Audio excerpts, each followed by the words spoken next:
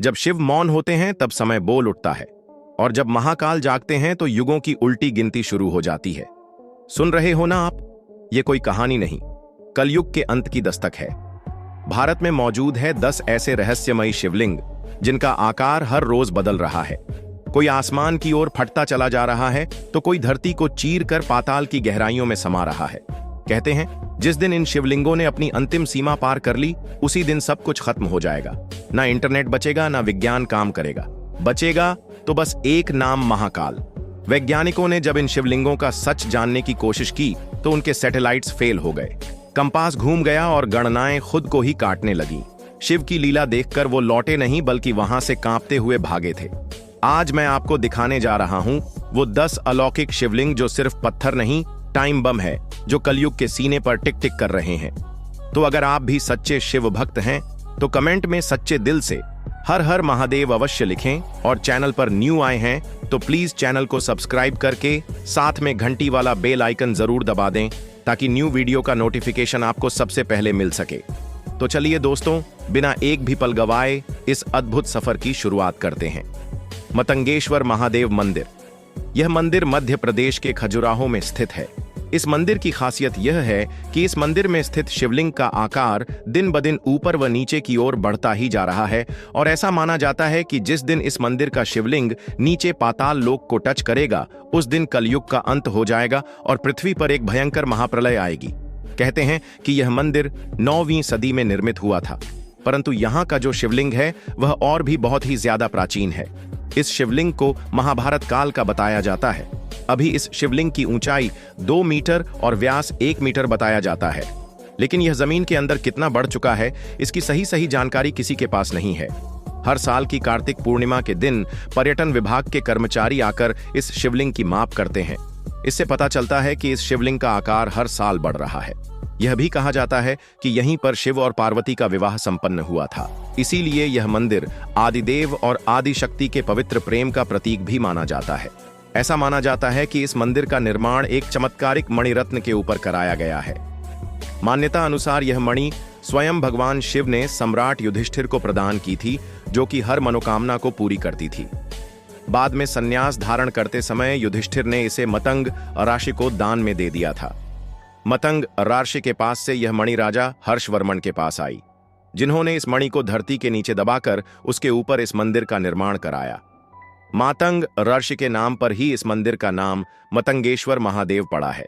कहा जाता है कि वह चमत्कारिक मणि आज भी इस शिवलिंग के नीचे मौजूद है, इसलिए यहाँ पर भगवान शिव के कई चमत्कार होते रहते हैं। हरिश्चंद्रेश्वर मंदिर। यह मंदिर महाराष्ट्र राज्य के अहमदनगर में स्थित है। इस मंदिर की खास बात यह है कि यहाँ पर एक शिवलिंग स्थापित है और इस शिवलिंग के ऊपर एक विशाल चट्टान स्थापित है। इस शिवलिंग के चारों ओर 4 स्तंभ स्थापित है, जो कि 4 युगों, सतयुग, त्रेता युग, द्वापर युग और कल युग को दर्शाते हैं। माना जाता है कि जब भी किसी युग का अंत होता है तो इसमें से एक स्तंभ टूट जाता है। आपको यह जानकर हैरानी होगी कि यहाँ पर 3 स्तंभ पहले ही टूट चुके हैं, जो सतयुग, त्रेता युग और द्वापर युग के अंत का संकेत देते हैं। अभी केवल एक स्तंभ जुड़ा हुआ है। माना जाता है कि वर्तमान युग कलयुग है, और जिस दिन यह स्तंभ टूट जाएगा उस दिन दुनिया में भयंकर प्रलय आएगी और चारों तरफ तबाही मच जाएगी। इसके बाद कलयुग का अंत हो जाएगा। इसका जो चौथा वाला स्तंभ है वह भी पूरी तरह से गल चुका है। यह स्तंभ कब टूट जाए कुछ कहा नहीं जा सकता है। यह मंदिर काफी प्राचीन है। इस मंदिर का उल्लेख मत्स्य पुराण, अग्नि पुराण और स्कंद पुराण में दिया गया है। शिवलिंग तक पहुंचना काफी कठिन है, क्योंकि पानी काफी ठंडा और फिसलन भरा होता है। मानसून में इस गुफा तक पहुंचना संभव नहीं होता, क्योंकि रास्ते में एक विशाल जलधारा बहती रहती है। यहाँ पर एक और हैरान कर देने वाली बात यह है कि चारों दीवारों से यहाँ आधार की ओर पानी रिसता रहता है, लेकिन वर्षा के समय दीवार से पानी नहीं रिसता है। ऐसा क्यों होता है, यह अभी तक एक रहस्य बना हुआ है। तिलभांडेश्वर महादेव शिवलिंग। यह शिवलिंग उत्तर प्रदेश के काशी में स्थित है। इस शिवलिंग की खास बात यह है कि इसका आकार हर साल एक तिल के बराबर बढ़ जाता है। मान्यता है कि जिस दिन इसका आकार एक निश्चित ऊंचाई तक पहुंच जाएगा, उस दिन दुनिया में बहुत खौफनाक मंजर होगा और चारों ओर तबाही ही तबाही होगी। यह शिवलिंग स्वयंभू शिवलिंग है, यानी यह शिवलिंग धरती से स्वयं प्रकट हुआ है। ऐसी भी मान्यता है कि पहले इसका आकार रोज एक तिल के बराबर बढ़ता था, लेकिन इसके बढ़ते आकार को देखकर आर्षि मुनि बहुत चिंतित हो गए और सोचने लगे कि यदि यह ऐसे ही बढ़ता रहा तो एक दिन संपूर्ण पृथ्वी पर फैल जाएगा। तब आर्षि मुनियों ने घोर तपस्या करके भगवान शंकर को प्रसन्न किया। भगवान शंकर ने वरदान दिया कि अब यह शिवलिंग रोज नहीं बल्कि साल में सिर्फ एक तिल के बराबर ही बढ़ेगा। तभी से यह शिवलिंग हर साल एक तिल के बराबर बढ़ता है। इस शिवलिंग को नष्ट करने के लिए 3 बार मुस्लिम शासकों ने इस पर आक्रमण किया, लेकिन इसका बाल भी बांका नहीं कर पाए। औरंगजेब के शासनकाल में जब उसे इस चमत्कारी शिवलिंग के बारे में पता चला तो हिंदुओं की आस्था को डिगाने के लिए उसने इसे नष्ट करने का आदेश दिया। जब सैनिक शिवलिंग को तोड़ने का प्रयास कर रहे थे तो शिवलिंग से खून निकलने लगा। बाबा भोलेनाथ का यह चमत्कार देखकर मुगल सैनिक डर के मारे भाग गए। जब यह बात औरंगजेब को पता चली तो वह समझ गया कि यह तो भारी भूल हो गई। इसके बाद जब अंग्रेजों का शासन आया तो उन्होंने इस रहस्य से पर्दा उठाने के लिए वैज्ञानिकों की एक टीम भेजी, जिन्होंने शिवलिंग के चारों ओर धागा बांधा। कुछ दिन बाद वह धागा टूट गया। अंग्रेजों को विश्वास नहीं हुआ तो उन्होंने दोबारा धागा बांधा, लेकिन वह फिर टूट गया। यह देखकर अंग्रेज वैज्ञानिक समझ गए कि यहाँ साक्षात भोलेनाथ का वास है और वे वहां से लौट गए।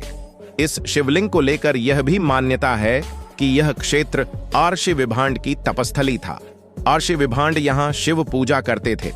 उनके तप से प्रसन्न होकर भगवान शिव ने उन्हें वरदान दिया कि यह शिवलिंग हर साल एक तिल के बराबर बढ़ता रहेगा। इस शिवलिंग के दर्शन से अश्वमेध यज्ञ के बराबर पुण्य प्राप्त होता है। तिल के बराबर बढ़ने की प्रक्रिया और आर्षि विभांड के नाम पर इस मंदिर का नाम तिलभांडेश्वर पड़ा। एक अन्य मान्यता के अनुसार प्राचीन समय में इस क्षेत्र में तिल की खेती होती थी। एक दिन किसानों को यह शिवलिंग खेत में दिखाई दिया। लोगों ने इसे पूजना शुरू किया और तिल अर्पित करने लगे। इसी कारण इसे तिलभांडेश्वर कहा जाने लगा। एक कथा यह भी है कि शुक्ल पक्ष के 15 दिनों में इस शिवलिंग में बढ़ोतरी देखी जाती है, जबकि कृष्ण पक्ष के 15 दिनों में यह शिवलिंग घटता है। इसकी आकृति को संतुलित रखने के लिए इसे नारियल की जटाओं से सुबह शाम घिसकर साफ किया जाता है ताकि बढ़ोतरी को रोका जा सके। यहाँ आने वाले भक्तों का भी कहना है कि वे वर्षों से दर्शन कर रहे हैं और हर बार शिवलिंग पहले से बड़ा प्रतीत होता है। दूर दूर से श्रद्धालु मनोकामनाएं लेकर आते हैं और उनका विश्वास है कि भोलेनाथ ने आज तक किसी को खाली हाथ नहीं लौटाया। दोस्तों, यदि आप बाबा महाकाल के सच्चे भक्त हो तो कमेंट सेक्शन में जय श्री महाकाल जरूर लिख देना। छाया सोमेश्वर महादेव मंदिर। यह रहस्यमय मंदिर तेलंगाना के हैदराबाद जिले के नालगुंडा में स्थित है। इस मंदिर की सबसे अद्भुत और अनोखी बात यह है कि शिवलिंग के सामने कोई भी स्तंभ नहीं है, फिर भी शिवलिंग के ऊपर एक स्पष्ट छाया दिखाई देती है, जैसे कोई खंभा हो। कई श्रद्धालु इस छाया को देवी पार्वती का प्रतीक मानते हैं। उनके अनुसार माता पार्वती छाया रूप में सदा भगवान शिव के साथ रहती हैं और इसी कारण यह छाया हमेशा शिवलिंग पर बनी रहती है। लेकिन हैरानी की बात यह है कि मंदिर के गर्भगृह में ऐसा कोई खंभा ही नहीं है जिसकी परछाई शिवलिंग पर पड़े। जब इस रहस्य की जानकारी वैज्ञानिकों को हुई तो वे इस गूथी को सुलझाने मंदिर पहुंचे, लेकिन यह छाया देखकर विज्ञान भी चकित रह गया और वैज्ञानिक खुद इस रहस्य में उलझ कर रह गए। बाद में विज्ञान जगत ने इस रहस्यमयी छाया को प्रकाश के विवर्तन की थ्योरी से जोड़ने की कोशिश की, जिसमें कहा गया कि जब प्रकाश किसी अवरोध से टकराता है तो वह अपनी दिशा बदल सकता है और छाया उत्पन्न हो सकती है। हालांकि वैज्ञानिकों ने इस घटना को एक थ्योरी से जोड़ने की कोशिश तो की, लेकिन वे पूरी तरह इस रहस्य से पर्दा नहीं हटा सके।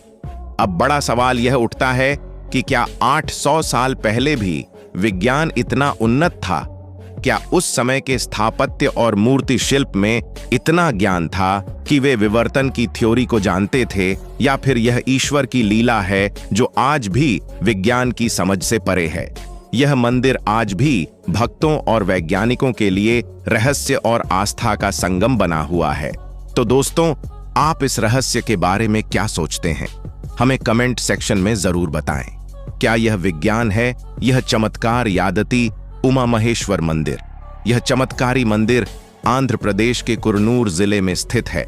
इस मंदिर की सबसे अनोखी बात यह है कि यहाँ पर नंदी जी की एक मूर्ति स्थापित है, जिसका आकार लगातार बढ़ता जा रहा है। ऐसा माना जाता है कि एक दिन यह नंदी मूर्ति सजीव हो उठेगी और उसी दिन पृथ्वी पर भयंकर महाप्रलय आएगा तथा कलयुग का अंत हो जाएगा। इस मंदिर में स्थापित नंदी की मूर्ति हर 20 साल में लगभग 1 इंच बढ़ जाती है।